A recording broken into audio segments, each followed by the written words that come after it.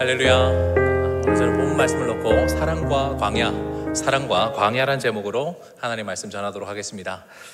여러분 피곤하시지 않습니까? 어제 잠은 잘 주무셨습니다. 말도 헛나오는 거 보니까 저는 잠을 잘 못 잤습니까? 저도 뉴스 보고 좀 염려가 돼가지고 어제 늦게까지 잠을 좀 제대로 자지 못했는데, 그래도 이렇게 평소보다 좀 많이 오신 것 같아요. 그래서 기도하러 오신 여러분들 보니까 또 든든합니다. 하나님께서 기도하러 온 저와 여러분을 통해서 우리 가정을 지키시고 우리 교회를 지키시고 우리 나라를 든든히 세워가실 것을 믿습니다. 연말인데요. 연말을 맞아 우리 한 해를 돌아보면서 하나님께서 우리에게 주신 복들을 세어보았으면 좋겠습니다.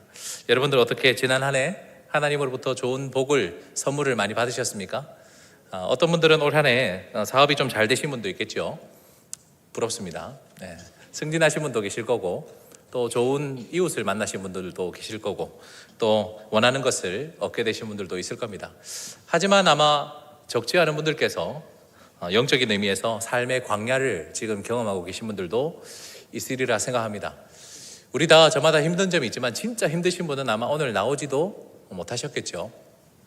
사랑하신 성도 여러분, 아마 올 한 해 이 중에는 생각지도 못하게 건강이 나빠지신 분이 계실 수도 있고, 또 원하지 않은 사고를 당하신 분들도 있을 겁니다. 그리고 재정적인 어려움에 처하신 분들도 있을 거고요. 또 믿었던 사람에게 배신을 당하시거나, 또 특별히 여러 업무나 또는 인간관계 때문에 육아 가사 때문에 우울함이나 스트레스를 견디다 못해 고통스러워 하시는 분들도 있을 겁니다. 얼마 전 우리는 추수감사주의를 보냈죠. 여러분 정말 감사가 절로 나왔습니까? 그렇다면 참 감사한 일인데, 감사할 게 있어야 감사하지 하면서 참 시린 마음으로, 쓸쓸한 마음으로 그 시간들을 버텨오신 분들도 계시리라 생각합니다. 눈앞에 펼쳐져 있는 이 광야와 같은 환경을 놓고 다른 사람은 다 잘 살아가는 것 같은데 왜 우리 가족만 이렇게 광야를 겪어야 되는가? 참 힘든 시간을 보내시는 분들이 있으리라 생각합니다. 그런 시간을 보내는 사람은요, 아쉬움을 넘어서 이게 참 원망이 되고 낙심이 되는 그런 시간을 보내실 수 있거든요. 그것을 저는 오늘 광야라고 표현하고 싶습니다. 광야를 보내고 계신 분들에게 오늘 이 본문 말씀이 위로와 힘이 되시기를 주님의 이름으로 축복합니다. 오늘부터 교육자들이 돌아가면서 이 마가복음 말씀을 묵상하게 될 텐데요. 매주 수요일마다 우리 예수님의 말씀과 예수님의 삶을 우리 복음서를 통해, 마가복음서를 통해 우리 살펴보시면서 주님이 주시는 위로와 힘으로 남은 한 주를 잘 살아가실 수 있기를 우리 주님의 이름으로 축복합니다. 오늘 설교 제목은 사랑과 광야입니다. 하나님께서 사랑하시는 예수님에게 광야를 허락하셨죠. 이 사건이 우리에게 어떤 의미가 있는지 크게 세 가지 핵심을 놓고 오늘 말씀을 하나씩 살펴보도록 하겠습니다. 차례대로 한번 보겠습니다. 첫째는 사랑하셔도 보내십니다입니다. 한번 따라합시다. 사랑하셔도 보내십니다. 어디로 보내실까요? 광야로 보내신다는 거죠. 사랑하셔도 보내십니다. 오늘 본문 11절 말씀을 한번 보시겠습니까? 우리 같이 한번 읽어보겠습니다. 시작. 하늘로부터 소리가 나기를 너는 내 사랑하는 아들이라 내가 너를 기뻐하노라 하시니라. 아멘. 하나님께서 세례받으신 예수님을 보고 하늘에서 음성을 들려주셨어요. 뭐라고 하셨습니까? 너는 내 사랑하는 아들이라 내가 너를 기뻐하노라, 이렇게 말씀하셨죠. 우리 예수님이 얼마나 예수님을 사랑하시는지 사랑과 기쁨을 주체하지 못하고 음성까지 들려주시면서, 이거 잘 일어나는 현상이 아니거든요. 참 드문 현상인데 하나님이 하늘에서 음성을 직접 들려주시면서 이는 내 사랑하는 자요 내가 기뻐하는도다 이렇게 말씀하실 정도로 그 사랑하는 마음을 숨기지 못하셨어요. 그런 우리 주님, 예수님을 단순히 우리 하나님이 부자관계 정도로 생각하지 않으셨다는 거죠. 너무너무 그 뜻에 합한 사랑스럽고 기쁜 아들이라 생각하셨던 것입니다. 여러분, 사랑하는 자에게는 좋은 걸 주고 싶죠? 그렇지 않습니까? 저도 마찬가지인 것 같습니다. 저는 휴대폰 당근마켓에서 보급형 사도 저희 애들한테는 좀 좋은 걸 해주고 싶어요. 그죠? 최신형 휴대폰까지 못해도 제 형편껏 그래 좀 더 저보다 괜찮은 걸 사주고 싶은 게 그게 부모님 마음인 것 같습니다. 나는 옷 사 입을 때 인터넷에서 대충 사이즈 보고 싼 거 최저가 이렇게 고르지만 아이는 어떻습니까? 좋은 일 있을 때는 매장 데려가서 좀 좋은 옷, 자기가 원하는 옷 입혀주고 싶습니다. 빠듯한 형편에도 자녀들에게는 한 번씩 좋은 외식도 시켜주고 싶죠. 예전에 그런 노래도 있지 않았습니까? 어머님은 짜장면이 싫다고 하셨어. 야야야 이 노래 하시면 약간 연식이 나오시는데 네. 어머님은 짜장면이 싫다고 하셨어. 그게 엄마는 짬뽕을 좋아한단 말입니까? 아니죠. 예. 이제 중국집에 데려갔는데 두 그릇 살 돈이 없는 거예요. 그래서 아이에게 먹으라 하고 엄마는 이거 별로 안 좋아해 하면서 먹는 모습만 보고 배부르다 하시면서 거짓말 하시던 모습. 저도 설교 준비하면서 옛날에 어머니께 받았던 사랑이 여러 가지 기억나더라고요. 울까봐 걱정이 되는데 지금은 MZ 세대들은 상상도 못하겠지만 목욕탕 갈 돈이 아까워서 집에서 목욕을 많이 했지 않습니까? 목욕 안 하십니까? 저희 집에도 욕조가 있었습니다. 잘 살았어요. 욕조가 있다니. 그렇게 좋은 욕조는 아니었고 어쨌든 이 욕조에 물을 받아 넣는데 이 뜨거운 물을 받아 넣으면 한 사람당 한 명씩 그렇게 안 했어요. 여러분들 다 경험 있죠? 제일 먼저 누가 들어가십니까? 아버지 한번 들어가시고 그 다음에 이제 제가 장남이라고 두 번째 들어가고 제 동생 강성민입니다. 울산시민교회 지금 부목사로 있습니다. 성민이가 이제 세 번째로 또 들어가고 이제 마지막에 누가 들어가십니까? 어머니가 들어가시는 거예요. 어머니가 들어가실 때쯤 되면 물이 다 식어 있어요. 그리고 이상한 게 둥둥 떠 있죠. 근데 어머니가 그때 하셨던 말씀이 아직도 안 잊혀져요. 나는 뜨거운 물 별로 안 좋아해. 그죠? 저는 진짜 그런 줄 알았어요. 저희 어머니 좀 시원한 데서 너무 철이 없었죠. 근데 지나고 나니까 그게 사랑이었구나. 얼마 전에 제가 또 고등부 아이들 이제 3공부 수료한 아이들 데리고 롯데 그 잠실에 있는 롯데 어드벤처를 갔었거든요. 롯데월드 아십니까? 가보셨죠? 근데 거기는 저한테 참 추억의 장소이자 아픔의 장소예요. 왜냐하면 또 옛날 생각도 나는데 저희 어머니께서 참 검소하신 분이셨거든요. 그래서 서울 구경을 한번 왔는데 자녀들 한번 롯데월드 보내주고 싶으신 거예요. 그래서 그때 아마 저랑 제 동생이 초등학교 거의 1, 2학년 때쯤이었을 것 같아요. 근데 그 롯데월드 앞에서 딱 보시더니 생각했던 것보다 입장료가 너무 비쌌던 거예요. 지금도 비싼데 요즘 애들은 그런 거 사줘도 감동이 별로 없더라고요. 다음엔 안 데려가야지. 어쨌든 그 앞에서 한참 서 계시더니 엄마는 이런 거 안 좋아한다 이러면서 저하고 동생 것만 끊어준 거예요. 그 입장권을.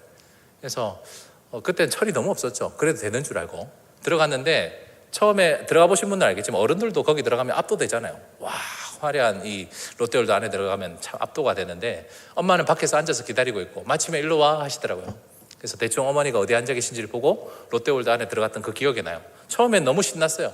동생이랑 손잡고 성민이랑 손잡고 막 안에 들어가서 놀다가 보니까 누가 없으니까 엄마가 없으니까 재미가 없는 거예요. 한 번도 그렇게 큰 놀이동산에서 애기 둘이가 사실 애기죠, 그죠? 저희 지금 막내가 앉아 있는데 제 지금 초등학교 4학년이거든요. 제보다 훨씬 어린 1학년짜리, 2학년짜리가 둘이 이렇게 손잡고 들어가면 얼마나 무섭겠습니까? 들어간 지 30분도 안 돼서 성민이가 그런 거예요. 형님 나가자 이러는 거예요. 그 비싼 돈 주고 사주셨는데 형님 나가자 이래서 저도 좀 더 놀고 싶었는데 그래 재미없다 이러면서 나갔더니 어머니가 밖에서 그 자리에 그대로 앉아 계신 거예요. 왜 벌써 나왔노? 이러면서 엄마가 없으니까 재미가 없어요. 근데 아시겠지만 한번 나가면 다시 들어갈 수 없어요. 그게 아직도 저한테는 약간 시린 기억으로 좀 남아있는 것 같습니다. 여러분, 하나님 마음을 닮아서 우리가 부모가 되면요, 자녀에게 나는 못해도 좀 좋은 걸 주고 싶잖아요. 그렇죠? 그게 하나님 아버지의 마음이고 부모의 마음인데요, 오늘 본문 12절 말씀을 보시면 이는 내 사랑하는 자요 기뻐하는 자다라고 하셨는데 우리가 이해하기 힘든 장면이 등장합니다. 한번 같이 한번 읽어볼까요? 시작. 성령이 곧 예수를 광야로 몰아내신지라. 여기 보면 예수님이 어디로 가셨다고요? 광야로 가셨어요. 근데 자진해서 가지 않으신 것 같습니다. 누가 보내셨습니까? 성령이 몰아내신지라.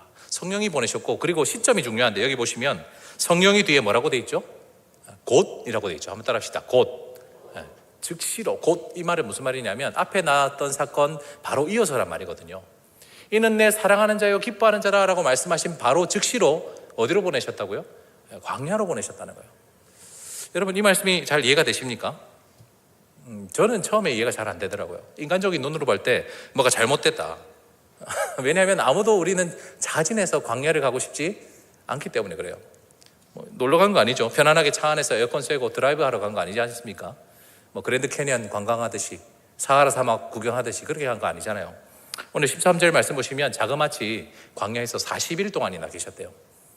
여러분, 하루 이틀 놀러 간 게 아니라 40일 동안 뭐 하셨습니까?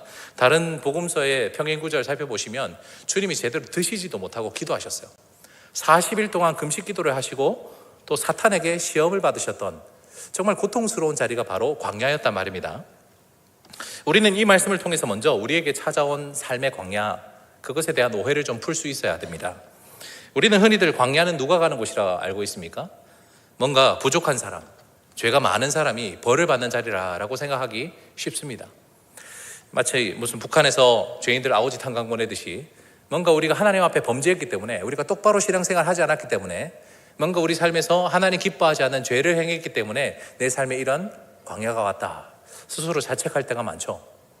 근데 때로는 우리가 정말로 죄를 지었기 때문에 그 죄에 대한 결과를 벌을 받을 수는 있는데, 이거 좀 너무한 거 아닌가, 내가 지은 죄에 비해서 너무 과도한 광야와 같다라는 그런 생각하실 때도 있지요.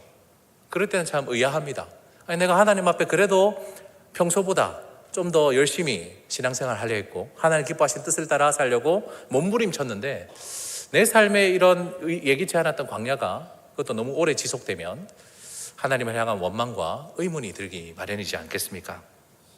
오늘 본문은 우리에게 예수님의 예를 통해서 그렇지 않을 수도 있다고 말씀하십니다. 광야는 하나님이 미워서 보내시는 자리도 아니고 벌 주려고 보내시는 장소도 아니라는 것입니다. 하나님은 때로는 자기가 정말 사랑하는, 심지어 내 사랑하는 자여 기뻐하는 자라 말씀하셨던 누구도, 예수님도, 하나밖에 없는 독자 예수님도 광야를 보내실 수 있다, 이 말씀에 위로가 있기를 우리 주님의 이름으로 축원합니다. 여러분, 내 삶에 광야가 찾아오신 분들, 여러분 탓이 아닐 수 있습니다. 우리 주님이 다 뜻하신 바가 있고 계획이 있고 더 좋은 것을 주시기 위해 때로는 우리에게, 우리가 원치는 않았지만, 우리 계획에 전혀 없었지만 그런 광야를 허락하실 수도 있다는 것을 꼭 기억하셨으면 좋겠습니다. 이 말씀이 우리에게 먼저 복음이 되어 이 광야를 지날 때, 하나님 저를 사랑하시지요, 저를 사랑하시지만 저에게 뭔가 더 크고 놀라운 계획이 있어서 이 지독한 광야로 보내신 거지요, 주님의 사랑을 오해하지 않는 저와 여러분 되시기를 주님의 이름으로 축원합니다. 두 번째 핵심은 사랑하시기에 그냥 두시지 않으신다는 것입니다. 한번 따라합시다. 그냥 두시지 않으십니다. 어디에서요? 광야에서. 하나님은 광야에서 우리를 사랑하시기 때문에 그냥 두시지 않습니다. 하나님은 예수님을 보내실 때, 사랑하고 기뻐하는 저와 여러분을 광야로 보내실 때 그냥 두고 보지 않으십니다.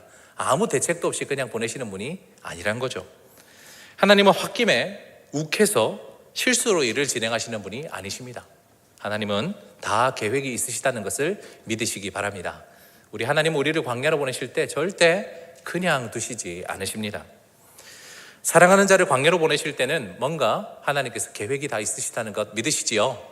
네, 우리 성경 말씀 하나 보시겠습니다. 고린도전서 10장 13절 같이 한번 읽어볼까요? 시작.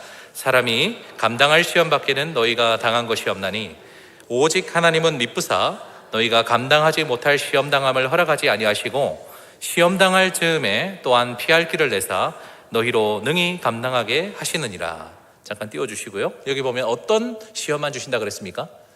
감당할 시험만 주신다고 하셨습니다. 믿으십니까? 두 번째로 시험 당할 즈음에 뭘 내신다고요? 피할 길을 내신다. 믿으십니까? 우리 하나님은 이렇게 멋있는 분이십니다. 내려주셔도 되겠습니다.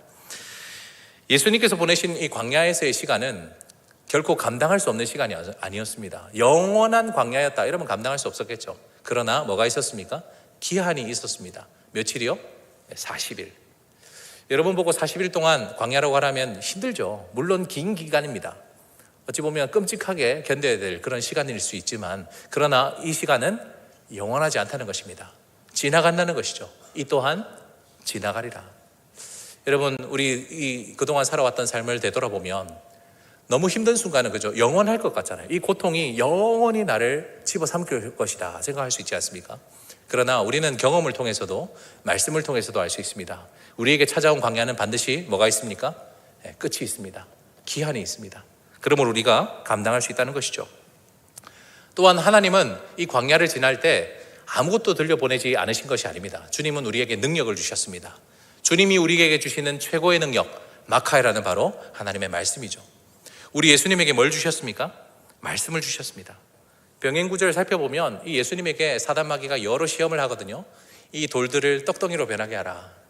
얼마나 잔인한 시험입니까? 지금 40일 동안 굶주려 계신 예수님에게 너무너무 집요하게 사단마귀는 공격하는 거예요. 이 돌들을 떡덩이로 만들어라. 그리고 내게 절하라. 그러면 너는 편하게 살 수 있다.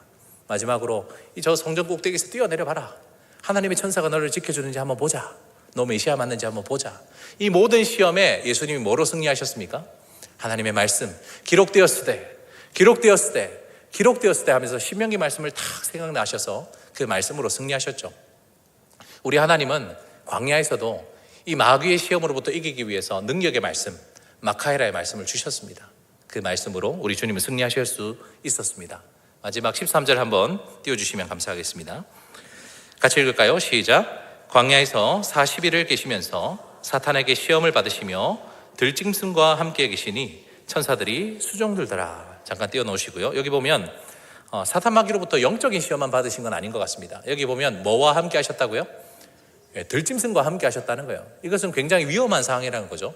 지금 생명의 위협도 예수님께서 받으시던 상황이었다는 겁니다. 내려주시면 좋겠습니다. 그런데 이 말씀을 보시면 누가 수종들었다 그랬습니까? 천사들이 수종들었다. 그래서 이 육체의 위협, 생명의 위협으로부터도 보이진 않지만 하나님이 돕는 천사를 보내주셔서 예수님을 지켜주셨다 그랬습니다. 사랑하신 성도 여러분, 하나님은 왜 예수님을 광야로 보내놓고 그냥 두지 않으시고 기한을 정해주시고 또 40일이라는 이 시간 동안을 버틸 수 있는 능력, 하나님의 말씀을 왜 주셨고 또 왜 이 들짐승들로부터 그냥 가만두지 않으시고 천사들을 보내주셔서 보호해 주셨을까요? 이유는 분명합니다. 하나님이 예수님을 사랑하셨기 때문이죠. 믿으십니까? 사랑하시기 때문에 우리 하나님은 우리 예수님을 그냥 두지 않으셨습니다. 이 두 번째 말씀, 사랑하시기에 그냥 두시지 않는다는 말씀이 저와 여러분들에게 또 다른 복음이 되었으면 좋겠습니다. 광야의 시간을 보내고 있는 사랑하시는 성도 여러분, 우리 하나님께서는 광야에 서 있는 저와 여러분들을 결코 그냥 두지 않으십니다. 믿으십니까? 우리 하나님께서는 우리를 사랑하시기에 감당할 만한 광야만 주십니다. 영원히 끝날 것 같지 않지만 조금만 기다리십시오. 영적인 40일이 다 되어갑니다. 버티시길 바랍니다. 우리에게 놓인 이 광야의 시간은 곧 끝날 것입니다. 광야에서 시험을 이길 수 있도록 우리 주님은 최고의 선물인 마카이라, 하나님의 말씀을 주시는 분인 줄 믿으시기 바랍니다. 우리가 기도하러 왔을 때 그냥 기도만 하면 되지 왜 설교를 이렇게 듣고 있습니까? 말씀이 우리의 능력이기 때문입니다. 말씀을 따라 기도하시고 말씀을 따라 승리하시고 말씀을 따라 이길 수 있기 때문입니다. 사랑하신 성도 여러분, 들짐승과 같은 이 세상이 날뛰며 우리를 위협할 때 우리 하나님은 그냥 두고만 보십니까? 아닙니다. 보이지 않아도 우리를 지키기 위해 누굴 보내주십니까? 천사들을 보내주셔서 우리의 기도를 도우시는 이 밤 되기를 주님의 이름으로 축원합니다. 우리를 돕는 수많은 천군 천사들, 우리 눈에 보이진 않지만 영의 눈으로 기도할 때 이 자리를 가득 메운 하나님의 천사를 꼭 경험하시고 돌아가시기를 우리 주님의 이름으로 축원합니다. 2024년 연말입니다. 우리를 사랑하시는 우리 주님이 우리에게 약속하셨죠. 내가 너를 그냥 두지 않겠다. 내가 너와 함께 하겠다. 광야 가운데 함께 하실 그 예수님을 꼭 신뢰하시는 저와 여러분 되기를 주님의 이름으로 축복합니다. 오늘 설교 제목 사랑과 광야인데요, 두 가지 살펴봤습니다. 첫 번째로 사랑하셔도 보내십니다 했습니다. 두 번째로 사랑하시기에 그냥 두시지 않는다 했습니다. 제일 중요한 세 번째가 남았습니다. 무엇입니까? 바로 사랑으로 우리는 승리할 수 있습니다. 한번 따라 합시다. 사랑으로 승리할 수 있습니다. 그렇습니다. 우리는 이 광야 가운데서 무엇으로 승리할 수 있나? 바로 사랑으로 승리할 수 있습니다. 오늘 본문에 등장하는 이 광야라는 배경은 이스라엘 백성들에게 있어서 굉장히 소중한 의미가 있는 장소죠. 예수님이 광야에서 보내신 40일이라는 이 용어 자체도 사실상 이스라엘 백성들에게는 굉장히 중요한 숫자가 40입니다.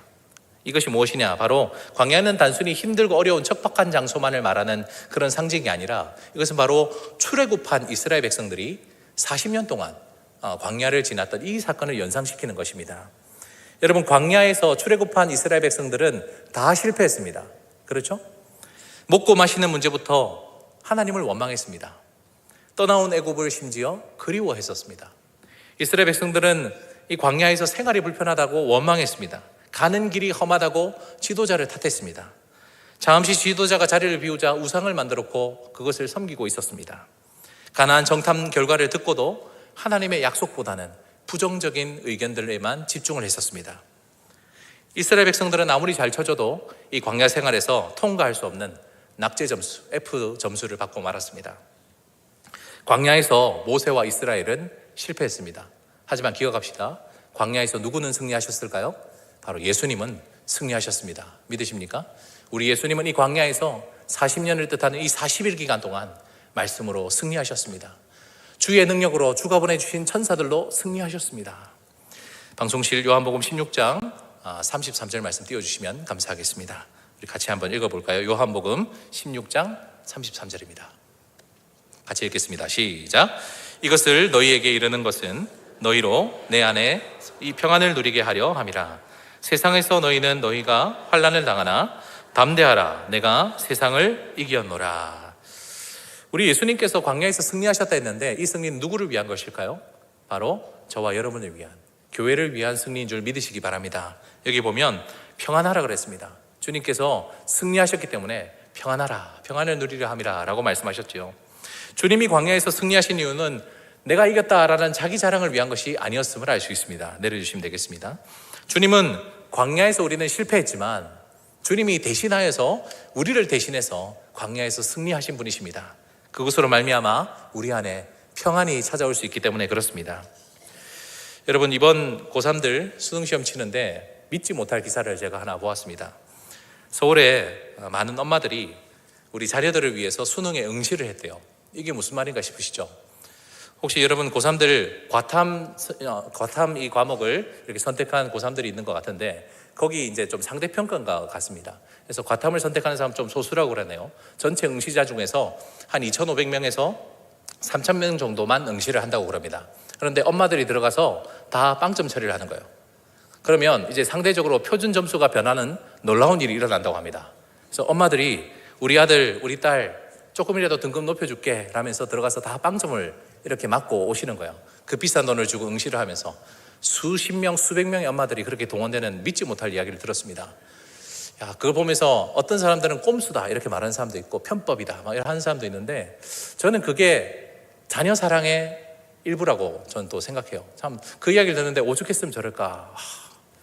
제가 이제 아이가 점점 크다 보니까 저도 그러지 않으리라는 어쨌든 그 사랑이 좀 느껴지더라고요. 여러분, 그런데 부모의 사랑으로는요 겨우 우리 아이들 한 등급 두 등급 정도 올려줄지 모르겠지만 주님이 세상에서 승리하신 것은 겨우 우리가 이 세상에서 약간의 스펙을 더 올리는 정도가 아니었습니다. 우리는 어떤 존재였습니까? 죄로 말미암아 죽을 수밖에 없는 존재였습니다. 죄와 사망으로 죽을 수밖에 없는 우리를 어떻게 하셨습니까? 십자가와 부활의 사랑으로 우리를 완전히 새로운 존재로 변화시켜 주시고 구원시켜 주기 위해서 죽기까지 사랑하신 그 사랑이 우리와 함께하기 때문에 우리는 이 땅에서 평안하게 살 수 있는 줄 믿으시기 바랍니다. 여러분, 지금 눈앞에는 광야밖에 안 보이죠. 하지만 그 광야는 그 길 끝에 뭐가 기다리고 있습니까? 바로 약속의 땅 가나안, 우리 완성될 하나님 나라가 기다리고 있지 않습니까? 그 하나님 나라가 우리의 것이 되기 위해서 우리 하나님께서 하나밖에 없는 독생자 예수님을 죽기까지 내어주신 그 사랑, 그 사랑을 우리가 오늘 이 저녁에 다시 한번 깨닫고 그 사랑을 우리가 의지하여서 이 광야의 시간 동안 승리할 수 있을 줄 믿으시기 바랍니다. 예레미야가 3장 33절 말씀 띄워주시면 감사하겠습니다. 같이 읽겠습니다. 시작. 주께서 인생으로 고생하게 하시며 근심하게 하심은 본심이 아니시로다. 띄워놓으시고요. 지난 한 주 동안 돌아보면 참 고생도 많이 했고 근심도 많으셨죠. 그런데 이것이 하나님의 뭐가 아닙니까? 본심이 아니시래요. 하나님은 우리에게 좋은 걸 주시길 원하십니다. 믿으십니까? 우리가 힘들 때, 어려울 때, 광야길에 있을 때 하나님 너무하십니다 라고 말하는데 그게 본심이 아니었단다 말씀하십니다. 그럼 하나님의 본심은 뭘까요? 그 다음 성경 구절 띄워주시면 감사하겠습니다. 요한복음 10장 10절 같이 읽겠습니다. 시작. 내가 온 것은 양으로 생명을 얻게 하고 더 풍성히 얻게 하려는 것이라. 믿으십니까? 우리 주님의 본심은 여기 있어요. 이 본심은 우리를 고생하고 근심하게 하시는 것이 아니라 우리에게 생명을 주시고, 이 생명이라는 것은 우리가 죽어도 천국 간다는 그 영생을 말하는 것이겠죠. 두 번째로 더 풍성히 얻는다는 것은 무엇이겠습니까?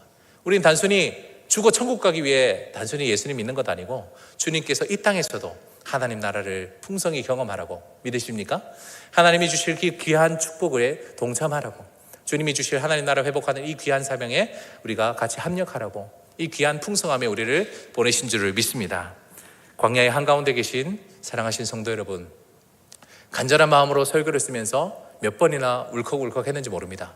제 가까운 사람들도, 저희 목장 식구들에도, 또 주위에 제가 사랑하시는 우리 성도님들 중에도 말로 설명할 수 없는 너무나도 어처구니 없고 안타까운 일들을 보내시는 분들이 많이 계시겠지요. 그러나 오늘 말씀을 가지고 다시 한번 일어서셨으면 좋겠습니다. 오늘 말씀 첫 번째, 사랑하셔도 보내신다 하셨습니다. 사랑하는 예수님도 때로는 광야를 보내신다. 이 말씀 꼭 기억하시며 하나님의 사랑을 의심하지 않았으면 좋겠습니다. 두 번째로, 사랑하시기에 하나님은 그냥 두지 않으신다 그랬습니다. 하나님은 우리와 늘 함께 하시며 말씀을 주시고 또 우리에게 천사를 보내주시고 기한도 딱 정해주셔서 버틸 수 있도록, 이길 수 있도록 피할 길 내주시는 줄 믿으시기 바랍니다. 마지막으로 우리는 이 광야에서 절대 지지 않습니다. 예수님이 대신 승리하셨기 때문입니다. 우리가 할 일은 우리를 위해 내어주신 그 십자가 사랑, 그 부활의 사랑을 붙드는 것입니다. 남은 한 해 더 사랑함으로 우리 주님께서 우리에게 주신 그 사랑 붙들고 이 광야의 시간들을 잘 이겨내시고 이 메마른 광야길이 아름다운 꽃길이 되는 것을 꼭 경험하시고 살아가실 수 있는 저와 여러분 되기를 주님의 이름으로 축원합니다. 같이 기도하겠습니다. 감사하신 아버지 하나님, 오늘 말씀을 통하여 광야 가운데서도 여전한 하나님의 사랑을 확인할 수 있어 감사드립니다. 사랑하는 자요 기뻐하는 아들이셨던 예수님도 보내셨던 광야임을 기억하게 하시고 내 삶에 찾아온 광야로 인해 지나친 낙담과 절망에 빠져 있지 않도록 우리를 건져 주시옵소서. 하나님께서는 우리에게 감당할 시험만, 감당할 광야길만 허락하시는 줄 믿고 주신 말씀을 붙들고 보이지 않는 도움의 손길들 주의 능력을 신뢰하며 믿음으로 이 길을 끝까지 걸어갈 수 있도록 우리를 붙들어 주시옵소서. 이스라엘은 광야에서 실패했고 우리는 날마다 넘어질 뿐이지만 세상을 이기신 예수님의 그 승리가 우리에게 참된 평안을 주실 것을 믿습니다. 남은 2024년 한 해도 주님의 그 사랑을 우리가 더욱 사랑하며 주님이 주시는 평안과 위로 가운데 살아낼 수 있도록 인도하여 주시옵소서. 이후에 올려드릴 12여전도의 특송을 기쁘게 받아주시고 이어지는 기도회를 인도할 허영주 전도사님에게 성령의 은혜를 더딥혀 주셔서 주님께로 우리 모두 더 가까이 나가는 시간 잘 인도케 하여 주시옵소서. 이 모든 말씀 우리를 더 사랑하게 하시는 사랑의 주 예수 그리스도의 이름으로 기도드리옵나이다. 아멘.